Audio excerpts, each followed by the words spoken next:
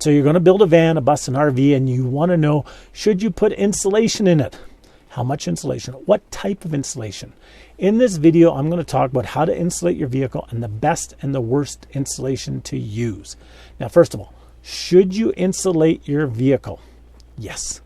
Even if you don't live where it's really cold? Yes. Even if you live where it's not really hot? Yes. It helps with so many other things. It helps to cut down the noise.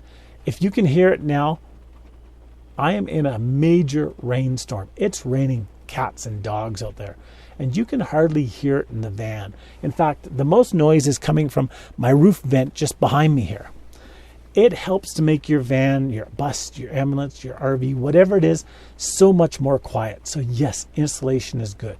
But what type? Okay, let's start with, well, what works for some things, but it's not really insulation. And that is these sticky pads of tar-like substance.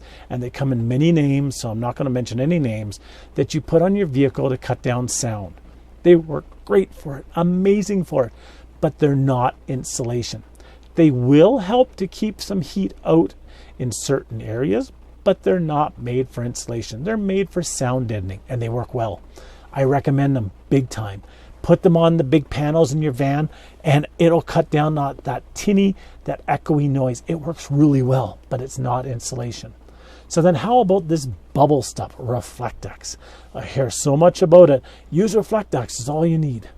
It works wonderful, it works great, it works fabulous. The problem with it is, because it's metal, or metallic, because it's plastic, it actually brings heat in with it, and it takes cold in with it, and likewise it sucks the heat out of your vehicle. It works, but you need to put it in between something so it's not touching on the metal for it to work the best.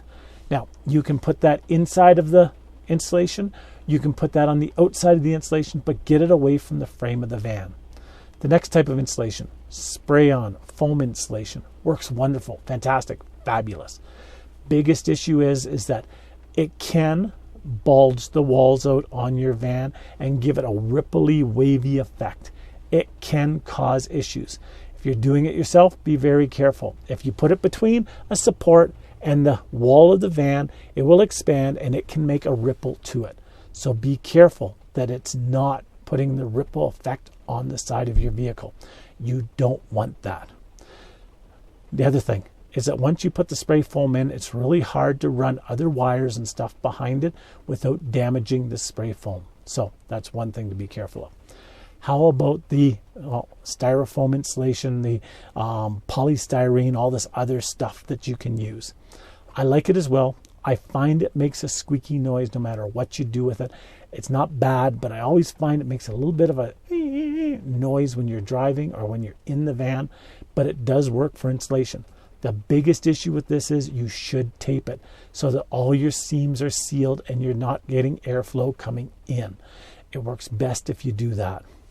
Now, let's go to the most expensive one, the one that everybody hears about, 3M Thinsulate. It works. It really does. I can't say it doesn't work because it works, but it's overhyped. It really is. And these people who say it's the only insulation to use are full of it. There's lots of insulation you can use, and it works just as well. So what about the next one? Well, the next one I'm going to jump to has to be fiberglass insulation. It works. It really does. Fiberglass insulation works. The only thing you have to be really careful of is because your van moves constantly, you can get fiberglass dust in your van. So it has to be sealed off really, really well. All right, now moving into I'm going to call them the last two. There's actually more, but I'm going to say the last two, and I'm putting them in the same category. Wool or cotton batten or cotton fill or down fill or whatever you want to call it. The type of fill that we put in jackets, the type of fill that we put in pillows, the type of fill we put in Afghans and comforters. Both of those work really well. I like them myself. I don't like the wool as much, nothing personal. That's just me. It's availability for me. I use the batten for comforters and stuff in my van. I find it works really well. Plus, it is more affordable than 3M, and it's more readily available. Locally in Lethbridge, Alberta, I went to a local fabric shop that sells it by the roll or it sells it by the piece, and it was the thick stuff.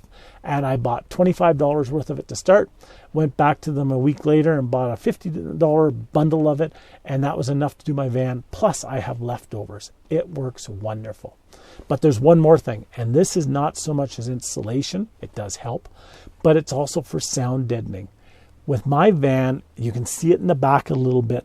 I went with carpeting on the walls. Why did I do that? Well, because my Northern Light truck camper that I used to have had that on the ceiling.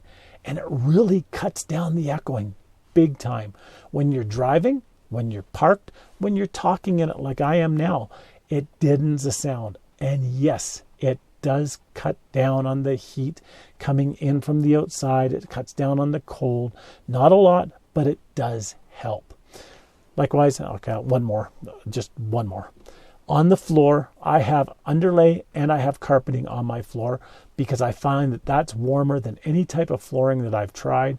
Even these floors that are built on foam and everything else, I find this has been the warmest floor that I've ever had in a vehicle. So I like that on the floor because it actually helps to keep my floor warm as well. So there's some ideas. I hope they work for you. Get out there and build your vehicle and get out and enjoy it. We'll talk to you next time. I'm going to stay inside until the rain stops here and then go out and take some pictures. Have a great day. Bye-bye now.